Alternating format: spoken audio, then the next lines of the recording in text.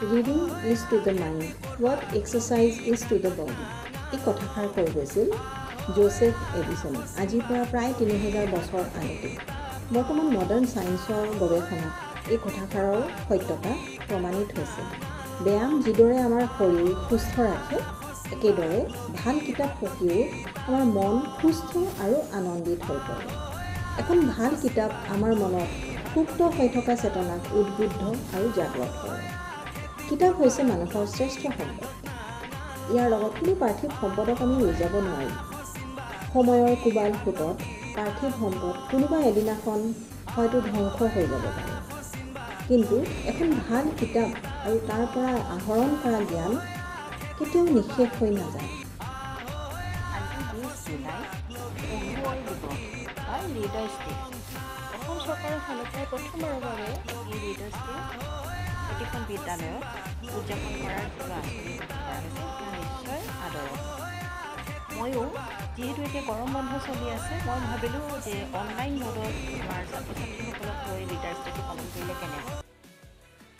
July মাহৰ 20 তাৰিখে যোৰহাটত কৃষ্ণকান্ত সন্দিকৈৰ জন্ম হৈছিল। তেখেতৰ পিতৃ আছিল ৰাধাকান্ত সন্দিকৈ আৰু মাতৃ আছিল নাৰায়ণী সন্দিকৈ। পঢ়ি আমি তাত থকা জ্ঞানৰাজি আহৰণ কৰিব পাৰোঁ আৰু আমি মানৱ মনৰ বিভিন্ন ক্ৰিয়া প্ৰক্ৰিয়াৰ বিষয়ে বহুতো নজনা কথা জানিব পাৰোঁ। পিছে আমি অকল জ্ঞানৰ কাৰণেই পুথি নপঢ়োঁ, আনন্দৰ কাৰণেও পঢ়োঁ। নমস্কাৰ, মোৰ নাম কোয়েল দেৱ। আজি মই এটা কবিতা ক'ম। পখিলা পখিলাই পাখি মেলি নাচে উৰি উৰি, আদা ফুলা কলিটিক চাই ঘূৰি ঘূৰি, একেলগে খেলো বুলি কলিটিক ক'লে, ভাল পাই কলিটিয়ে পাহি মেলি দিলে, পাহি মেলি কলিটিয়ে জকমক কৰে, ওলাওতে পখিলাৰ মন ভৰি পৰে। ধন্যবাদ। Small library in our school. I often take book from it. I like reading books on quiz, encyclopedia, Burhi Ai Hadhu, and autobiography of different famous people. Sometimes I sit in the library with my friends. We read ancient topics of our choices with one another. Reading is really fun. আজি মই গাধ আৰু শিয়ালৰ এটা সাধু ক'ম। এবাৰ এটা গাধই ক'ৰবাত সিংহৰ ছাল এখন পালে।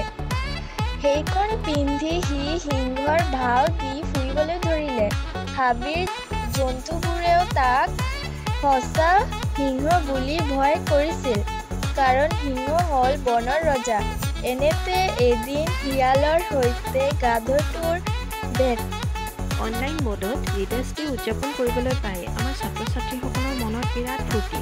চাওকচোন এওঁলোকৰ হাতত কিতাপ লৈ কেমেৰাৰ আগত কিদৰে প'জ দিছে আৰু সকলোৰে মুখত হাঁহি। পুথি যেনে কবিতাৰ পুথিও হ'ব পাৰে, সাধু কথাও হ'ব পাৰে, আৰু মহান কবিয়ে লিখা কিছুমান কিতাপ আৰু মহান কবিৰ আত্মজীৱনী পঢ়িও আমি কিছুমান নজনা কথা জানিব পাৰোঁ। আৰু আজৰি সময়ত আমি এটা দুটা কথা হ'লেও শিকিম আৰু সেই কথাই পিছত আমাৰ কামত আহিব। প্ৰতিজন ছাত্ৰ ছাত্ৰীয়ে নিজৰ মনোভাৱ বৰ সুন্দৰকৈ ব্যক্ত কৰিছে।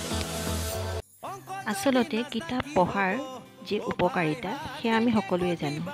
ই আমাৰ মগজু সুস্থ ৰাখে, আমাৰ ষ্ট্ৰেছ আঁতৰাই দিয়ে আৰু হতাশা ৰোধ কৰে, আমাৰ টোপনিও ভাল হয়।